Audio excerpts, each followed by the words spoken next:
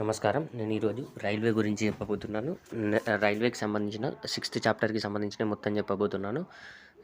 Introduction of permanent way in railway. Railway payment ఎట్లా చేస్తారు? Payment అంటే కన్‌స్ట్రక్షన్ అన్నమాట. రైల్వే పేమెంట్ ఎలా చేస్తారు? అలైన్‌మెంట్ ఎట్లా చేస్తారు? అని చెప్పేసి నేను చెప్పబోతున్నా. ఫస్ట్ ఇంట్రడక్షన్ చెప్తున్నా. The main object of railway is to meet growing demand in the ట్రాన్స్పోర్టేషన్కి ఈజీగా సులువుగా వెళ్ళేటందుకు ఈ రైల్వే దాన్ని యూజ్ చేస్తాము. చాలామంది ప్యాసింజర్స్ అన్నది పడతారు. ప్లస్ ఒకటేసారి అందరు ట్రావెల్ చేయగలుగుతారు, స్పీడ్గా వెళ్ళుద్ది. The railway age drawn in India on 6th. ఎప్పుడు స్టార్ట్ అయిందంటే ఇండియాలో 16th ఏప్రిల్ 1853లో స్టార్ట్ అయింది. వెన్ ద ఫస్ట్ ట్రైన్ ఎక్కడి నుంచి ఎక్కడికి నడిచింది అంటే Bombay to Thane. First train Bombay to Thane నడిచింది. అప్పుడు 16th ఏప్రిల్ రోజు 1853లో first Bombay to Thane at a distance of 21 miles నడిచింది. 21 మైల్స్ అంటే 33.81 కిలోమీటర్స్. 33.81 కిలోమీటర్స్ ఎట్ 3:30 పిఎంకి అది స్టార్ట్ అయింది.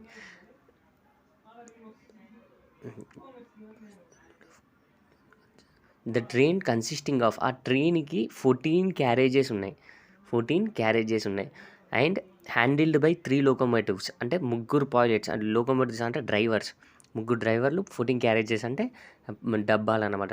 అవి ఆ ముగ్గురు ఎవరు అంటే సుల్తాన్ ఒకడు, సింధ్ ఒకనే, సాహిబ్, వీళ్ళు ముగ్గురు విత్ 400 VVIPs. 400 VVIPలు ఆ ట్రైన్లో ఎక్కిరు.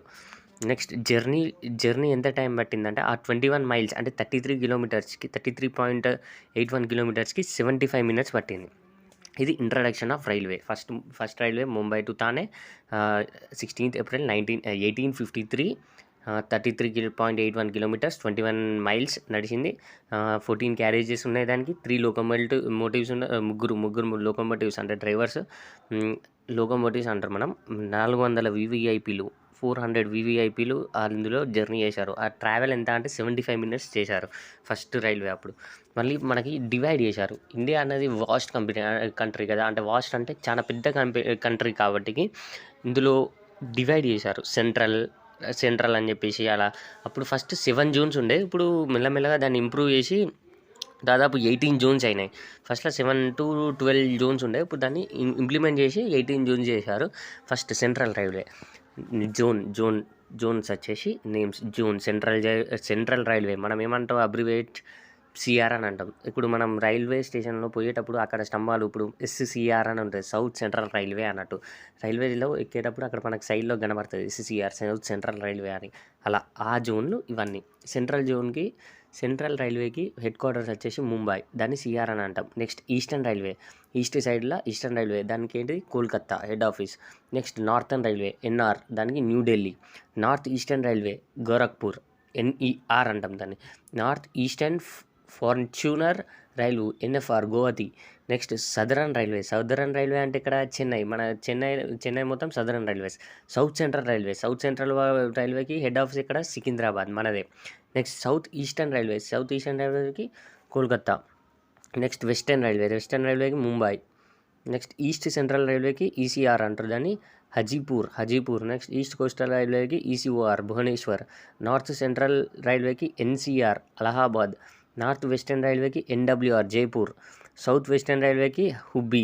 నెక్స్ట్ వెస్ట్ సెంట్రల్ రైల్వేకి ఇవన్నీ ఇందులో ఒక 5-6 గుర్తుంచుకోను, ఎన్ని గుర్తుందో అంత రాయండి. జబల్పూరా. నెక్స్ట్ కొనార్క్ రైల్వే వచ్చేసి KR పాన్విల్ నుంచి Kolkata metro KMR. Next south east central railway SECR Bilaspur. South western railway SWR. Next advantages of రైల్వేకి ఎందుకు అడ్వాంటేజెస్ ఏంటిది? It can carry huge loads, ఎక్కువ లోడ్స్ని క్యారీ చేస్తుంది. నెక్స్ట్ ఎక్కువ లోడ్ని కూడా హ్యాండిల్ చేస్తుంది. ప్లస్ ఒకటేసారిగా చాలా ప్యాసింజర్స్ని వన్ ప్లేస్ నుంచి ఇంకో ప్లేస్కి ట్రాన్స్ఫర్ చేయొచ్చు. దాని ద్వారా ఏమవుతుంది? ద కాస్ట్ ఆఫ్ ఏమన్నా ఇంకో third point, the cost is cheap compare to road transport కన్నా రైల్వే ట్రాన్స్పోర్ట్ కాస్ట్ అనేది చీప్గా, అంటే కన్స్ట్రక్షన్కి ఎక్కువనే అవుతుంది, కాకపోతే ఎక్కువ మంది ట్రావెల్ చేస్తారు కాబట్టి తక్కువ కాస్ట్ అవుతుంది. ఒకటేసారి 1000 members వన్ ప్లేస్ నుంచి ఇంకో ప్లేస్ అనదర్ ప్లేస్ వరకు వెళ్ళచ్చు. దీనితోటి ఫుడ్ కానీ, క్లోత్స్ కానీ ఒక ప్లేస్ నుంచి ఒక దానికి అన్ని గూడ్స్ అన్నీ తీసుకెళ్తాయి అన్నమాట. Railway will help. ఇంకా చాలా రాయొచ్చు. ఇంకా రైల్వేకి సంబంధించిన అడ్వాంటేజెస్ అన్నీ. Next gauges. గేజ్ అంటే ఏంటిది? Define gauge.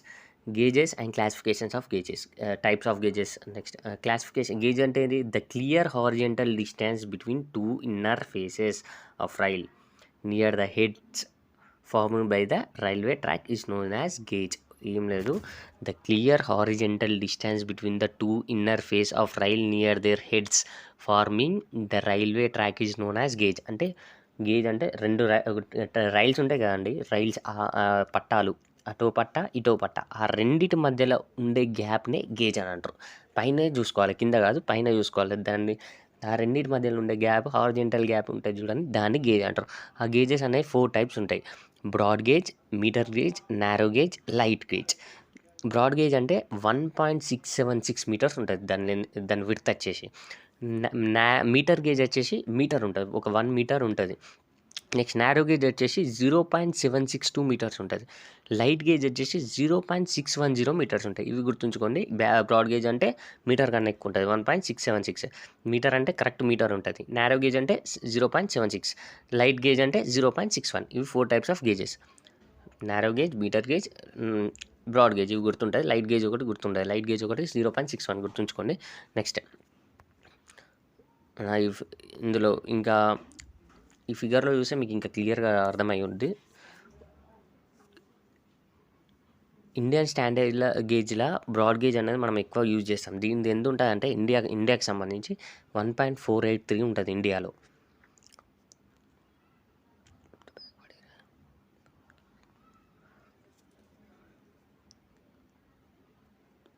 ఈ బ్రాడ్ గేజ్ అనేది ఎందుకు వాడుతున్నామంటే ఇండియాలో బ్యాక్వర్డ్ ఏరియాస్ ఉంటాయి కదా, వాటిని డెవలప్ చేసేందుకు, మళ్ళీ ఫండ్ అన్నది ఇన్సఫిషియెంట్గా ఉండడం వల్ల, డిసిషన్స్ ఆఫ్ అథారిటీస్, మళ్ళీ disadvantages of heavy different gauges in India.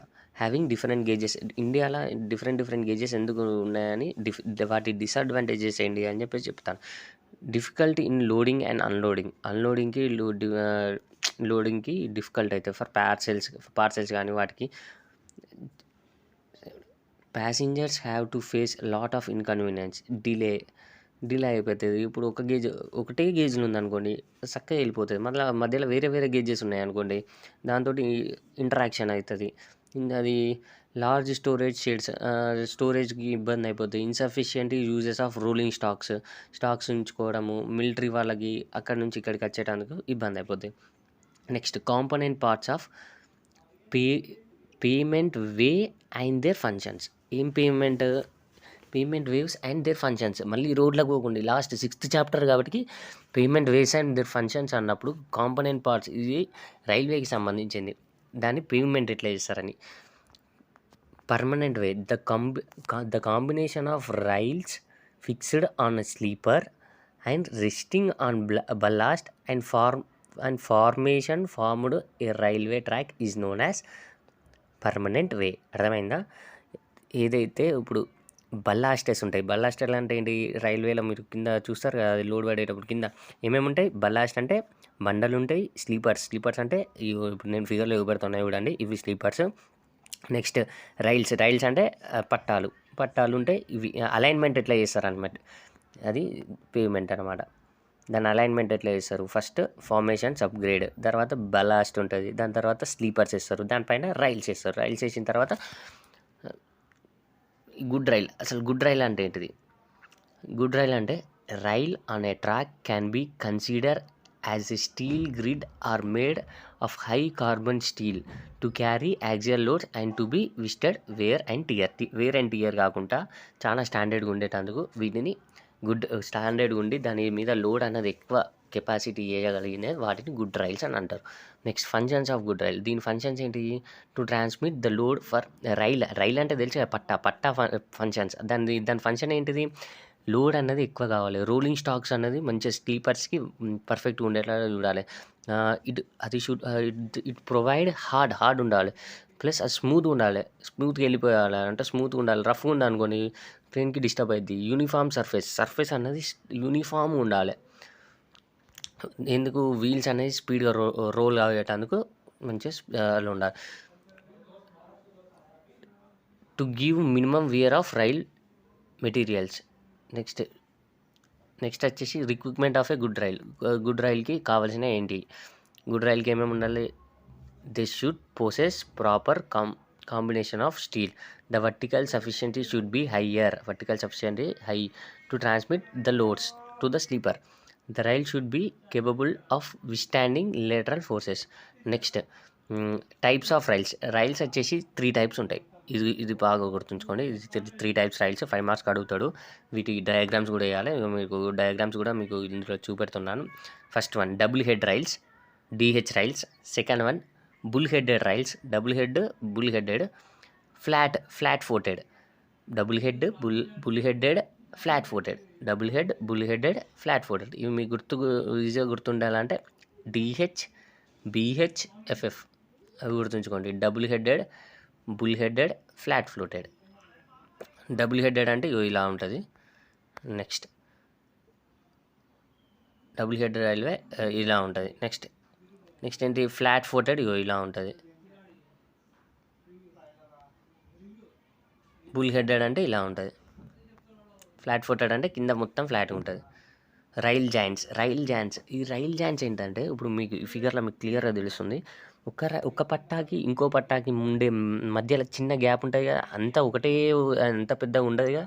దానికి ఎంతో కొంత మీటర్స్, 15 మీటర్స్, ఎంతో కొంత మీటర్స్ ఒకటి బ్రేకింగ్ పాయింట్ ఉంటుంది. దీన్ని జాయింట్ చేసే ఉంటుంది చూడు, దాన్ని రైల్ జాయింట్ అంటారు. The rail joint is a joint made between 2 rails jointing together with 2 fish plates. 2 fish plates సైడ్కి, ఆ 2 ఫిష్ ప్లేట్స్ మీరు అబ్జర్వ్ చేయొచ్చు. ఇప్పుడు ఇక్కడ రైల్వే స్టేషన్లో చూడొచ్చు, అటు సైడ్ ఇటు సైడ్ ఒక ప్లేట్ వేసి దానికి బోల్ట్లు పెడతారు. వాటిని ఫిష్ ప్లేట్స్ అంటారు. అండ్ 4 ఫిష్ బోల్ట్ ఉంటాయి, 4 బోల్ట్లు ఉంటాయి. అటు ఒక ఫిష్ ప్లేట్, ఇటు ఒక ప్లేట్ ఉండి దానికి ఒక 4 బోల్ట్స్ ఉంటాయి. గ్యాప్ ఎంత ఉంటుంది తెలుసా? ఆ రైల్కి ఈ రైల్కి 2 రైల్స్ మధ్యలో గ్యాప్ ఎంత ఉంటుంది అంటే 1.5 to 3 mm. 1.5 to 3 mm మాత్రమే ఉంటుంది gap. The rail joint is weakest part in the railway track. Rail joint అన్నదే వీకెస్ట్ పాయింట్ ఇలా. గుడ్ రైల్ జాయింట్, మంచి రైల్ జాయింట్కి ఏమేమి ఉండాలంటే it should be hold the 2 rails are same level. 2 same level ఉండాలి. Alignment అనేది పర్ఫెక్ట్గా ఉండాలి. ఈ should be stronger as rail at జాయింట్లా మస్తు స్ట్రాంగ్ ఉండాలి. It should be cheaper and economic, దగ్గరలో దొరకాలి, తక్కువ రేట్కి దొరకాలి. It should be required less maintenance, తక్కువ మెయింటెనెన్స్ అనేది ఎక్కువ ఉండకూడదు. It should be easily disconnected without disturbance whole track. ఉత్తనే మంచిగా డిస్కనెక్టబుల్గా ఉండాలి, వితౌట్ డిస్టర్బింగ్, దీనికి డిస్టర్బ్ లేకుండా ఉండాలి. It should be permanent, less wear and tear కాకుండా ఉండాలి. అంటే చాలా రోజులు లైఫ్ వచ్చేటా చూడాలి. మళ్ళీ ఈ రైల్స్లో 2 టైప్స్ ఉంటాయి. మీరు అబ్జర్వ్ చేయొచ్చు. మీరు ఒకవేళ ట్రైన్ ఎక్కేటప్పుడు అబ్జర్వ్ చేయండి. కింద పట్టాలు ఉంటాయి కదా, సైడ్కి వెళ్ళి చూసి అబ్జర్వ్ చేయండి. మళ్ళీ అక్కడ ట్రైన్ రాకముందు చూడండి, ఆయన దిగి చూసారు. According to the positions joints are classified into 2 types. First one వచ్చేసి స్క్వేర్, స్టెగ్డ్. స్క్వేర్ అంటే ఈ ఫిగర్లో చూపెట్టాను చూడండి, ఇట్లా స్క్వేర్లు ఉంటాయి. అంటే అక్కడ ఒకటి ఉందంటే దాని ఆపోజిట్లో ఇంకోటి ఉంటుంది, ఇంకొకటి ఉందంటే దాని ఆపోజిట్లో ఇంకోటి ఉంటుంది. జాయింట్ అన్నమాట. అక్కడ జాయింట్ ఉంటే ఇక్కడ దాని ఆపోజిట్ అట్లుండేదాన్ని స్క్వేర్ అంటారు. సీక్వెన్సీ అంటే స్టెగ్గర్డ్, అంటే అక్కడ ఒకటి ఉంటే ఇంకొంచెం దూరంలో ఇంకోటి ఉంటుంది కిందికి. హార్జెంటల్గా స్ట్రైట్గా ఉంటుంది. హార్జెంటల్ కొంచెం 45 degrees తోటి ఇట్లా ఉంటుంది. మళ్ళీ పైన ఇంకొకటి, అట్లా వాటిని స్టెగ్గర్డ్. అది కర్వ్లో కూడా చూపెట్టచ్చు. ఈ ఫిగర్ చూస్తే మీకు అర్థమైపోతుంది.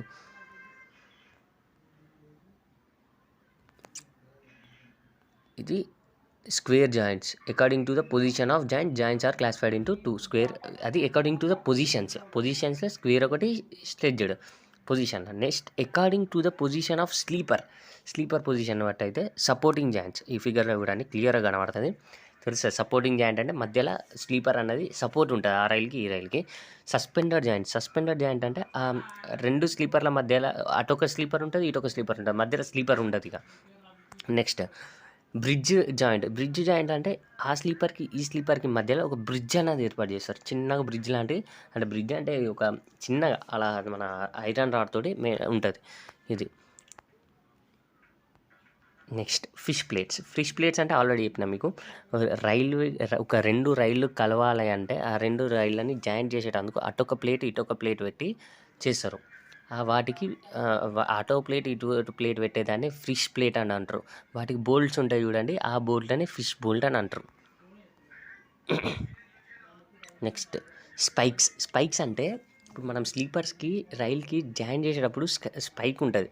ఆ స్పైక్స్నే స్పైక్స్ అంటారు. ఇట్లా రౌండ్ ఇట్లా కర్వ్ లెక్క ఉంటుంది. ఇప్పుడు ఈ ఫిగర్లో చూపెడుతున్నాను చూడండి, అవి స్పైక్స్. రౌండ్ ఉంటుంది, డాగ్ ఉంటుంది, స్క్రూ ఉంటాయి. ఇలా 3 టైప్స్ ఉంటాయి. స్క్రూ ఉంటుంది, రౌండ్ ఉంటుంది, డాగ్ ఉంటాయి. Next bearing plates.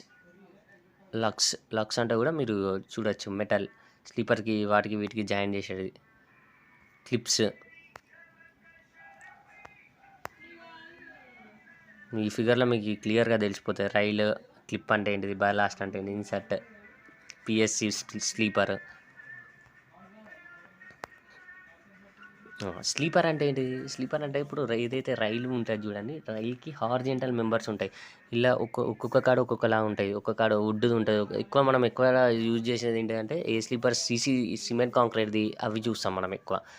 స్లీపర్ అంటే sleepers are transverse tie on which the rails are laid on the transferring load అన్నది ట్రాన్స్ఫర్ చేసి ఈక్వల్ ఉంచేటందుకు చేస్తారు. బండల పైన వేస్తారు చూడండి స్లీపర్స్, అవి స్లీపర్స్. ఈ ఫిగర్లో చూడండి మీకు ఈజీగా అర్థమవుతుంది. స్లీపర్స్ ఎందుకు పెడతారు? To transfer the load evenly. Load అన్నది ఈవెన్గా పోయేటందుకు వీటిని వాడతారు. Next to hold the rails in correct గేజ్లో అటు ఇటు పొజిషన్ అనేది పోకుండా ఉండేటందుకు స్లీపర్ అలైన్మెంట్ అనేది చేస్తారు. ఫ్రేమ్ అండ్ ఈవెన్ సపోర్ట్ ఉండేటందుకు చేస్తారు. దీని క్యారెక్టరిస్టిక్స్ అంటే recruitment of Idol sleepers. The initial cost as well as maintenance cost should be minimum. అంటే క్యారెక్టరిస్టిక్స్ అన్న అడ్వాంటేజెస్ అనుకోండి. క్యారెక్టరిస్టిక్స్, రిక్రూట్మెంట్ ఇవన్నీ ఒకటే. Next initial cost as well as maintenance cost should be minimum. The sleeper should have sufficient bearing area. The sleeper should be capable to resist vibration and shocks. ఏమైనా vibrations వచ్చినా, భూకంపాలు అటువంటివి వచ్చినా కానీ resist అయ్యేటందుకు ఉండాలి. It should be permanent track circuit ఇప్పటికి ఉండాలి. It should not be damaged by insects easily. ఉత్తానే ఇరిగిపోకూడదు. It should be strong enough to take care on all stresses. అన్నీ ఎంత లోడ్ పడ్డా కానీ చేసేసుకోవాలి. మళ్ళీ టైప్స్ ఆఫ్ స్లీపర్స్ ఆల్రెడీ మీరు చాలాసార్లు చూస్తారు. వుడెన్ స్లీపర్స్ కొన్ని పాతకాలం రైల్వేలలో చూడొచ్చు మీరు. వుడ్ తోటి ఉంటాయి స్లీపర్స్. మెటల్ స్లీపర్స్ వచ్చేసి స్టీల్ ఉన్న క్యాస్ట్ అయ్యాను ఉంటాయి. కాంక్రీట్ స్లీపర్స్ వచ్చేసి కాంక్రీట్ ఎక్కువగా యూజ్ చేస్తున్నాం మనం. ఇప్పుడు పీసీసీ ఉంటుంది, ఆర్సీసీ ఉంటుంది. ప్రీస్ట్రెస్డ్ సిమెంట్ కాంక్రీట్ ఒకటి ఉంటుంది, రెయిన్ఫోర్స్డ్ సిమెంట్ కాంక్రీట్ ఉంటుంది. మళ్ళీ వుడ్కి అడ్వాంటేజెస్, వుడ్కి అడ్వాంటేజెస్ అడుగుతాడు. లేకపోతే వుడ్ స్లీపర్స్ అంటే ఏంటి అని అడుగుతాడు. వుడ్ స్లీపర్స్కి సంబంధించినవి వాడికి రాయాలి. ఇది టింబర్ తోటి వాడతారు. దీని అడ్వాంటేజెస్ ఏంటంటే ఇది చీప్గా దొరుకుద్ది, ఈజీగా లేయింగ్ వేయచ్చు, ఫాస్ట్గా పని అవుతుంది. It subjected to corrosion. ఇది కరోజన్ అనేది కాదు, దీనికి ఈజీగా దొరుకుతాయి ఇవి అని వీటి గురించి అడ్వాంటేజెస్. డిసడ్వాంటేజెస్ ఏంటంటే దీని లైఫ్ టైం కొంచెం తక్కువ ఉంటుంది, 12 to 15 years ఉంటుంది. దీనికి వైట్ యాండ్స్ కానీ అంటే చెదలు పట్టడం అటువంటివి జరుగుతాయి. స్క్రాప్ వాల్యూకి దీన్ని అమ్మేసినా కానీ ఏమంత వాల్యూ ఉండదు. ఈ ట్రాక్ ఈజీగా ట్రాక్ అనేది కొంచెం డిస్టర్బ్ అవుతుంది ఈ వుడ్ దాంతో. స్టీల్ తోటి కంపేర్ చేస్తే వుడ్ అనేది కొంచెం బెటర్ కాదు. నెక్స్ట్ స్టీల్లో కూడా డిసడ్వాంటేజెస్ అది అడుగుతాడు. Steel made of steels are classified into sleepers. They are made up of 6 mm thick steel. 6 mm thick తోటి చేస్తారు ఇది. దీనికి ఇది చూడండి, ఇది స్టీల్ది ఫిగర్ పెట్టాను చూడండి. Advantages of steel sleepers are not. ఇది ఓన్లీ సన్నగా ఉంటుంటే మీరు చూస్తారు. ఇప్పుడు దీన్ని చూడండి, ఈ ఫిగర్ చూస్తే మీకు అర్థమవుతుంది. Steel sleepers are not liable to be attack by terminal. Life of the sleepers is normally between 24 to 30 years. అది 10 to 15 years ఉంటుంది, 24 to 30 ఉంటుంది. Gauge can be easily adjusted and maintain. ఈజీగా గేజెస్ అనేవి adjust చేసుకోవచ్చు. Disadvantages ఏంటిది? Sleepers are liable to corrosion అవుతుంది దీనివల్ల. Cost of the steel sleepers are wood దానికన్నా ఎక్కువ, more than wood. These sleepers are not suitable where track సర్కిల్లా ఉంటుంది చూడండి, సర్క్యూటింగ్ ఎగ్జిస్ట్. ఎక్కడైతే సర్క్యూటింగ్ ఉన్నదనుకోండి, సర్కిల్ కాదు, సర్క్యూట్ అంటే కరెంట్కి సంబంధించిన ఏమైనా ఉన్నాయనుకోండి అక్కడ, దానికి ఇది సూటబుల్ కాదు. క్రాక్స్ అనేవి డెవలప్ అవుతాయి ఈ రైల్ సీట్స్ వల్ల. నెక్స్ట్ క్యాస్ట్ అయాన్ని బాగా వాడతాం. Sleepers are mostly successful. They they they other sleepers of cast iron sleepers must a post sleeper. అన్నిటికన్నా ఇది better. Plate sleepers, box sleepers can be duplex sleepers. It consisting of triangular inversions part of either sides. అన్ని 2 సైడ్లకి అది ఉంటుంది. Next దీని advantages ఏంది? Cast iron sleepers are not liable to corrosion అన్నది దీనికి రాదు. క్యాస్ట్ ఐరన్ వాటికి రావు. Next cast iron are liable to easily attack, ఈజీగా అయిపోతుంది. దీని లైఫ్ టైం ఎక్కువ ఉంటుంది, 50 to 60 years ఉంటుంది. Scrap value is high as broken post. Scrap value ఎక్కువ దీనికి. తర్వాత అమ్ముకున్నా కానీ వీటికి డబ్బులు అన్నది ఈజీగా మౌల్టెడ్ అయిపోతాయి. డిసడ్వాంటేజ్ ఏంటంటే they are brighter and hence handle carefully. అంటే డెలికేట్గా ఉంటుంది, దాన్ని హ్యాండిల్ చేయడం కొంచెం కష్టం. They are not liable where tracks circuit. వీటికి కూడా కరోజన్ ఏమన్నా కరెంట్కి సంబంధించినవి ఉంటే అక్కడ రాదు. It required large number of fastening. చాలా ఫాస్టరింగ్ కావాలి. They required more maintenance. బాగా మెయింటెనెన్స్ ఎక్కువ. 2 parts ఆర్ నాట్ రిగ్డ్ అట్లా. కరెక్ట్. ఇది బాగా యూజ్ చేసేది ఇప్పుడు మనం చెప్పబోయేది, ఇప్పుడు బాగా యూజ్ చేస్తాం concrete sleepers. These sleepers are mainly divided into 2. ఒకటి ఆర్సీసీ స్లీపర్, ఇంకోటి ప్రీస్ట్రెస్డ్ కాంక్రీట్. ఆర్సీసీ అంటే మీకు ఆల్రెడీ తెలుసు. These sleepers are not used in India nowadays. These sleepers are durable unaffected by atmosphere, inflecting with standard stress and cannot be into required shape. A shape లాగా కావాలంటే ఆ shape లాగా చేయరాదు. ఇండియాలో ఇది ఎక్కువ వాడట్లేం మనం. నెక్స్ట్ పీసీఎస్ అంటే prestressed concrete sleeper. In this prestressed concrete sleepers concrete is put under high initial compression. చాలా గట్టిగా కంప్రెషన్ చేస్తారు ఆ కాంక్రీట్ని. All the disadvantages of RCC sleepers are eliminated. RCC స్లీపర్లో ఉన్న డిసడ్వాంటేజెస్ అన్నీ ఇళ్ళకెళ్ళి ఎలిమినేట్ చేస్తారు. Prestressed concrete sleepers are more economical in long run. చాలా ఎకనామికల్, ఈజీగా దొరుకుతాయి అన్నట్టు. దే ఆర్ డ్యూరబుల్, చాలా రోజులు వస్తాయి. ట్రాక్ స్పీడ్ అనేది కూడా స్పీడ్గా ఉంటుంది. ఇది చాలా బెటర్. ప్రీస్ట్రెస్డ్ కాంక్రీటే ఎక్కువ యూజ్ చేస్తారు. Prestressed are mostly used and it is so much of better. Availability of concrete steels or maintenance cost is very low. For maintaining these pre-stressed concrete, we don't need much more concentration. Much more cost for these sleepers. They are free from నేచర్కే దొరుకుతాయి. Decay కాదు, నేచర్కి ఏం attack అనేది కాదు. It is suitable for track circuits ఉన్నా కానీ ఏం కాదు. దీంతో పవర్ అనేది ఏం రాదు. They are suitable for welded tracks కూడా వీటిని వాడచ్చు. దీని లైఫ్ వచ్చేసి 40 to 60 years ఉంటుంది. ఒక 40 నుంచి 60 సంవత్సరాల వరకు ఉంటుంది. ఇది మంచిగా వాడచ్చు. ప్రీస్ట్రెస్డ్ కాంక్రీట్ మంచిగా బాగా యూజ్ చేస్తారు. స్క్రాప్ వాల్యూ ఈజ్ నిల్. కాకపోతే స్క్రాప్ వాల్యూ మాత్రం దీని డిసడ్వాంటేజెస్ ఏంటంటే దీన్ని అమ్మినాగానే ఎవరు కొన్నారు. ఎందుకంటే అది ఇంత ఏమంటారు ఇప్పుడు అవి ప్రీషియస్డ్ ఇక కంకర గవి ఉంటాయి. కంకర ఇక అవి ఎండిపోయినాక ఏం వాడతాం, ఇక దాన్ని వాడడం. ఇక అందుకనే దానికి అది డిసడ్వాంటేజ్. ఇది డ్యామేజ్ బోత్ ఎడ్జ్ల కాడ ఇక కుస్సలు ఉంటాయి కదా, కుస్సల కాడ జర అటు ఇటు పోతాయి అన్నట్టు. అవి they are heavy in weight, బాగా బరువు ఉంటాయి అవి. Hence handling become difficult. దాన్ని తీసుకోకూడదు అనేది జర కష్టం అవుతుంది. Next fitting requires of fixed rails to be sleeper and rubber pads legs వాటికి అవి వేయడం అవుతుంది. స్లీపర్ డెన్సిటీ వచ్చేసి ఇది స్లీపర్ డెన్సిటీ అన్ని స్లీపర్లకి మళ్ళీ అలా దీంట్లోనే కలిసిపోయారు. ఇక్కడ ప్రీస్ట్రెస్డ్ కాంక్రీట్ అనేది మోస్ట్ ఇంపార్టెంట్. అయిపోయింది, దాని టాపిక్ అయిపోయింది. ఇప్పుడు స్లీపర్ డెన్సిటీ అంటే స్లీపర్ యొక్క డెన్సిటీ, బరువు. The number of sleepers used per rail. ఒక్క రైలుకి ఎన్ని స్లీపర్స్ వాడతారు is known as sleeper density. అర్థమైందా? స్లీపర్ డెన్సిటీ అంటే ఏంటిది? ఒక్క రైలు అంటే ఒక జాయింట్ నుంచి ఇంకో జాయింట్ వరకు ఒక రైలు అంటారు. ఆ రైలు మధ్యలో ఎన్ని స్లీపర్స్ వేస్తాం అనే దాన్ని స్లీపర్ డెన్సిటీ అని అంటారు. The number of sleepers variable for rails from ఎన్ని వేస్తారంటే 2 + n+3. The number of sleepers varies per rail. ఒక్క రైలుకి n+3 to n+6 for main ట్రాక్కి n+3 నుంచి n+6 వరకు వేస్తారు. అంటే ఏంటిది? నెంబర్ ఆఫ్ రైల్స్ +3 అంటే ఒక్క రైలుకి 3 వేస్తారు. 3 నుంచి 6 దాకా వేస్తారు స్లీపర్లు. When n is the length of the sorry, N అంటే length, number of where N is the length of the rail in metres. ఎన్ని మీటర్లలో ఉంది అని, ఒక రైలు ఎన్ని మీటర్లు ఉంది దాని ప్లస్ ఎన్ని మీటర్లు plus 3. It depends on speed of train స్పీడ్ని బట్టి దీన్ని వేస్తాం. Size of all rails, they are joint are axle loading. దీని ఒక క్యాలిక్యులేషన్, ఒక ప్రాబ్లం కూడా చేసుకోవచ్చు. ఇది ప్రాబ్లం కూడా అడగచ్చు 3 మార్క్స్కి. Calculate the number of sleepers required per rail length. The length of rail is 12.8 meters. Sleeper density is n+6. ఇక్కడ ఏంది లెంత్ ఆఫ్ డెన్సిటీ, ఇప్పుడు స్లీపర్ డెన్సిటీ ఎంత ఇచ్చిండు, n+6 ఇచ్చిండు.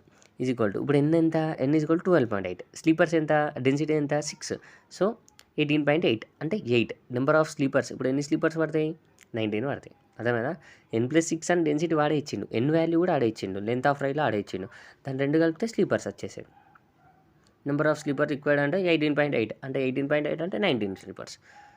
స్పేసింగ్ ఆఫ్ స్లీపర్స్, స్పేసింగ్ ఎంత ఇవ్వాలి. Spacings are not equally spaced nearly the joints, they are spaced closer than its remaining length of జాయింట్ల కాడ అక్కడ కొంచెం మట్టి ఇవ్వాలి ఒకటి అయిపోతుంది. బలాస్ట్ అంటే ఆల్రెడీ మీకు తెలుసు, నేను ఛాన్సాలు చెప్పాను. బలాస్ట్ అంటే కంకర, దాని కింద వేసే స్లీపర్స్ కింద వేసేదాన్ని బలాస్ట్ అంటారు. Ballast is a layer of material placed and packed below or around the sleepers for distributing the load. For sleepers, the formation are provided good drainage as well as longitudinal and lateral. దీని functions వచ్చేసి to transfer loads అనేది transfer చేస్తాను దీని water. To provide electricity and resilience to track getting proper riding comfort కోసం. To provide hard, గట్టిగా ఉండేటంగా level the bed, దాన్ని sleepers అనేది ఒకే లెవెల్ ఉంచేదానికి వాడతాం. To prevent the grow of vegetation over the formation. Vegetation అంటే గడ్డి అవన్నీ మొలవకుంటూ ఉంచేదానికి కూడా ఆ కంకర వాడతాం. To provide the top surface of formation వేసేటందుకు వాడతాం. నెక్స్ట్ దీని గుణాలు, characteristics. It should be hard without getting crust, దీని క్రష్ కాదు. ఇట్ షుడ్ బి డ్యూరబుల్, చాలా రోజులు ఉండాలి. It should not have any chemical effects ఏం ఉండద్దు. It should provide good drainage అనేది ఉండాలి. డ్రైనేజ్ వాటర్ అనేది ఈజీగా వెళ్ళిపోయేటట్టు ఉండాలి. It should B cheap and economic, ఈజీగా దొరకాలి, తక్కువ ధరకు ఉండాలి. It should be available in near లొకేషన్లో దొరకాలి. It should have good workability చాలా బాగుండాలి. It should not porous and non observation of water. Porous అంటే వాటర్ అనేది పీల్చుకునేదాన్ని పోరస్ అంటారు. పోరస్లు ఉండద్దు అది. నాట్ అబ్జర్వ్ కూడా, it should not observe water అన్న అబ్జర్వ్ చేయదు. It can be easily packed in position with hand tools తోటి ఈజీగా చేసుకోవాలి. టైప్స్ ఆఫ్ బలాస్ట్ అనేది టైప్స్. బలాస్ట్ అంటే అది ఒక బండలే కాకుండా దాన్ని ఇట్లా అవి వేసే వాటన్నిటిని, ఇప్పుడు ఏంటి అవి బ్రోకెన్ స్టోన్స్, పలిగిపోయిన బండలు. గ్రావెల్స్ అంటే గుట్టలలోకి వచ్చే శాండ్ అంటే ఇసుక. యాష్ అంటే బూడిద. యాష్ అండ్ సిండర్ అంటే కాలిన వాటికి వెళ్ళి వచ్చే వాటిని సిండర్స్ అంటారు. It is cheaper and drained well. మురం అట్లా, అది బల్లాస్ట్. టైప్స్ ఆఫ్ బల్లాస్ట్ ఏంటిది, బ్రోకెన్ స్టోన్స్, గ్రావెల్స్, శాండ్, మురం, cinders, ashes and cinders. Next brick ballast కంకర, ఇంకా కంకర్ ఇంకోటి సెలెక్టెడ్ ఎర్త్ను బట్టి మురము ఇవన్నీ దాని మీద వేసేటి. Point and crossing are the special arrangement provided in a rail tracks to divert a train from main to branch lines. అంటే మీరు చూడండి, ఇక్కడ మీకు క్లియర్గా తెలుస్తుంది. ఇప్పుడు మీరు ఎప్పుడైనా వెళ్ళారనుకోండి, ఇప్పుడు ఎటన్నా ట్రైన్లో ట్రావెల్ చేసారు, ట్రైన్ క్రాసింగ్ పెట్టారు, కొంచెంసేపు ఆగాలి అని అంటారు కదా, అది ఒక ట్రాక్ నుంచి ఇంకొక ట్రాక్ని క్రాస్ చేసేటందుకు, అంటే మీ మెయిన్ పొజిషన్ నుంచి ఇంకొక పొజిషన్లోకి వచ్చేదాన్ని క్రాసింగ్ అండ్ పాయింటింగ్ అని అంటారు. టర్న్ అవుట్స్ అంటే it consisting of a pair of points and actual angle crossing required to divert a train from main tracks to branches, దాన్ని టర్న్ అవుట్ అంటారు. Turn out consisting of a pair of points and actual angle crossing required to divert a ట్రైన్ని divert చేసేటందుకు main నుంచి branch దాంట్లోకి చేసేటందుకు ఇది అంటారు.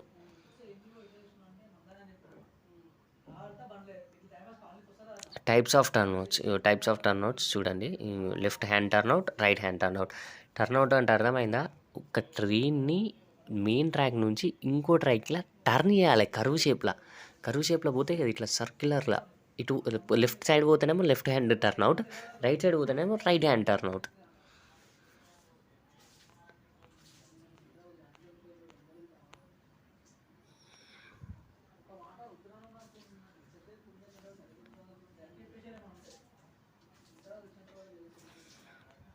ఇంకోటి ఇవి చూసుకోండి, ఇంటర్లాచ్డ్ స్లీపర్స్లలో టైప్స్ ఉంటాయి.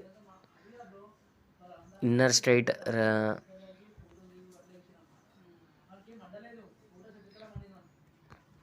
ఇంటర్లాక్డ్ అని. ఇంకోటి sleepers for a turn out, through out ఉంటుంది, ఇంటర్లాక్డ్ ఉంటాయి, అవి ఉంటాయి. మళ్ళీ క్రాసింగ్లలో చాలా రకాలు ఉంటాయి. ఇలా డైమండ్ క్రాసింగ్ ఉంటుంది, క్రాస్ ఓవర్ ఉంటుంది, సెన్సార్ ఉంటుంది, లిడ్డెడ్ ట్రాక్ ఉంటుంది, ఇంకోటి గౌంటిలర్ ట్రాక్ ఉంటుంది.